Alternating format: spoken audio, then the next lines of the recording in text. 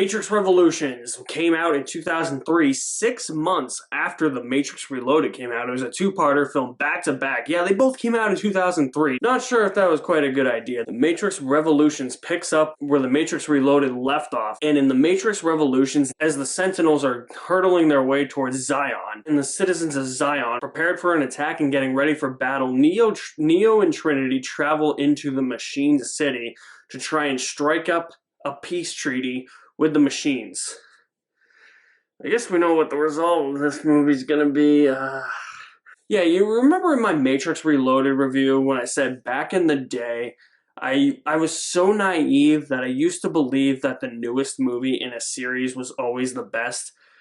Even as a kid, that was never the case with The Matrix Revolutions.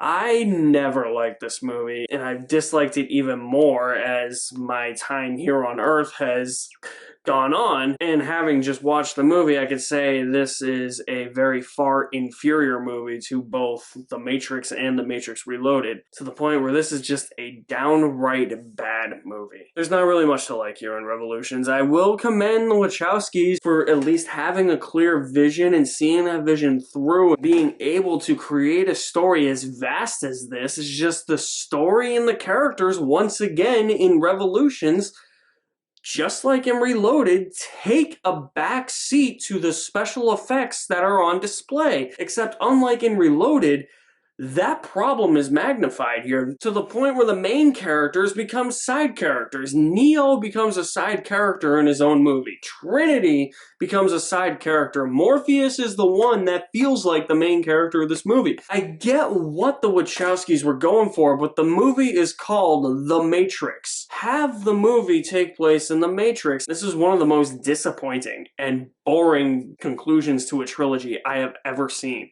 This movie just doesn't have any excitement going on. Even the battle on Zion isn't that great, because that could have been good, and it was entertaining to see all of the people of Zion rising up and fighting against the machines for 2 minutes, except that battle lasts a solid 20 minutes. And before that, you have this scene where Neo gets blinded, like literally, he is blind by an Agent Smith that has now come into the real world and has possessed this guy named Bane. So Neo is legitimately blind, and then he and Trinity just exit the movie for a solid 35 minutes. And I'm like, I'm watching this battle, and I'm like, whoa, where is Neo? And while that battle does have moments of entertainment, it just goes on for way too long. There was no way that battle should have been as long as it is. And what actually bothers me about that is the fact that it's machines versus machines. What do I mean by that? Well, it's essentially just the people of Zion, the ones that are fighting the machines. They just jump in these like dilapidated discount Transformers and start fighting the Sentinels. It's fun at first, but then it doesn't really make for that much entertainment when just raising their arms into the sky and shooting the Sentinels becomes repetitive after 20 minutes. That's not that fun at all. At least when it comes to the special effects for the Matrix Revolutions, they are a little bit better than they are in Reloaded. There's not as many balloon people in this movie. The CGI isn't as heavy-handed as it was in Reloaded. There is a bit more of a reliance on practicality and practical effects and stunt work and choreography, so I did like that. And the beginning of the movie is actually pretty good. The opening, I would say 20 minutes, is pretty solid because that takes place in The Matrix. You have the subplot with the Merovingian again, and it's clear that he's really this like devil character. I mean, look at how he's dressed. You know what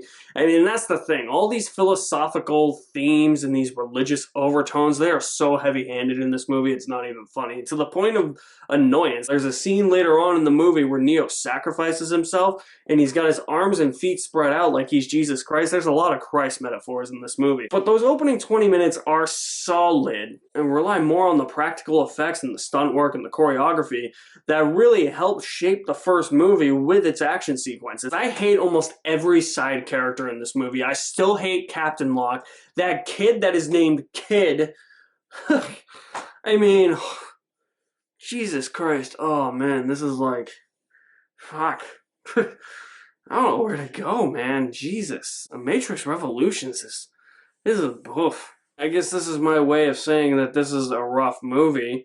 I mean, the ending where Neo has to fight Agent Smith because now Agent Smith has assimilated the Oracle. Now the Oracle is an Agent Smith, and Agent Smith has actually assimilated everybody in the Matrix into Agent Smith. That's actually a pretty cool idea, but it's still like, how did Agent Smith come back? And how was he able to do all of that in such a short time, you know? I'm talking about him, how did he come back in The Matrix Reloaded? I was never one to gravitate towards the scenes in the real world in The Matrix. The first movie, I kind of gave it a pass because I felt like the actual virtual reality simulation world, The Matrix, was represented enough in the first movie. In Reloaded, it's about 50-50, but I would say about 90% of this movie takes place in the real world, and everything in the real world in both Reloaded and Revolutions, I just do not care about. I don't care that they have to fight these machines, and I don't care that the Sentinels are coming to Zion. Just kill everybody in Zion. I hate every side character that is introduced in these movies. This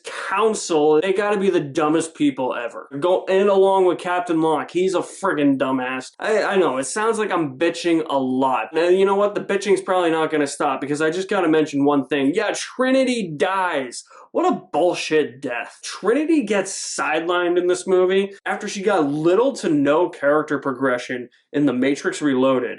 They just relegate her to a sideline character in this along with Neo, and then they're just like, okay, well, when they get to the Machine City, they're gonna crash the ship and then she's gonna get impaled by rebars, and that's how Trinity dies. Should not have happened. Or if Trinity is going to die, she should have gone out in a better way.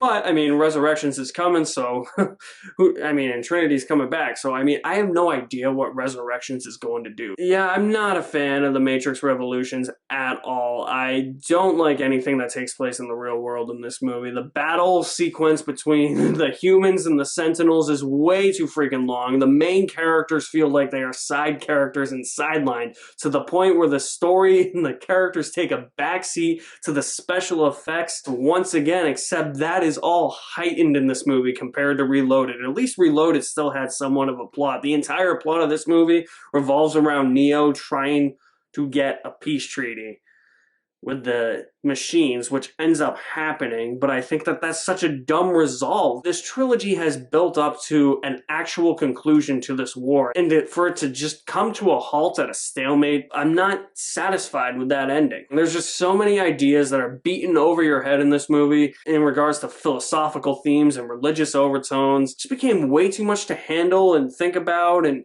takes you out of the movie a lot, especially when a lot of the dialogue is just philosophical dialogue where they're actually saying things important, but they're saying it in ways that sound like it's nonsense. This is not a movie that I liked even when I was a kid. I liked Reloaded a lot when I was a kid, and I've been more mixed on it in the recent years, but despite the Wachowskis having a clear-cut vision and the special effects being slightly better than they are in Reloaded, and a few good scenes here and there, I still can't bring myself to like Revolutions. The movie is called The Matrix.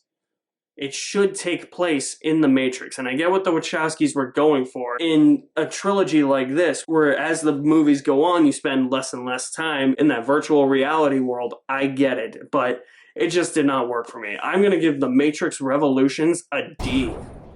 I really do not like this movie, guys. I think it's really bad. Despite, some positives, I can't really stand this movie, so this is why I am cautiously optimistic about The Matrix Resurrections, because the first trailer did not sell me. The second trailer, I was like, okay, I'm interested, but it also looks like it's a rehash, so I'm not 100% sure what they're going for with Resurrections. I know they said it's not necessarily a sequel or a reboot or a remake, or I have no idea what it's going to be. So that's why I'm cautiously optimistic, because Reloaded and Revolutions don't really do all that much for me, and Revolutions is just so terrible. I mean, the bar's been set so low already. So what is your favorite movie in the Matrix trilogy? Drop me some feedback in the comments section below. I'll leave my link to my website in the description below as well. You guys are the best. Thank you for watching. My name is Alex Madden, and I'll see you at the movies somewhere.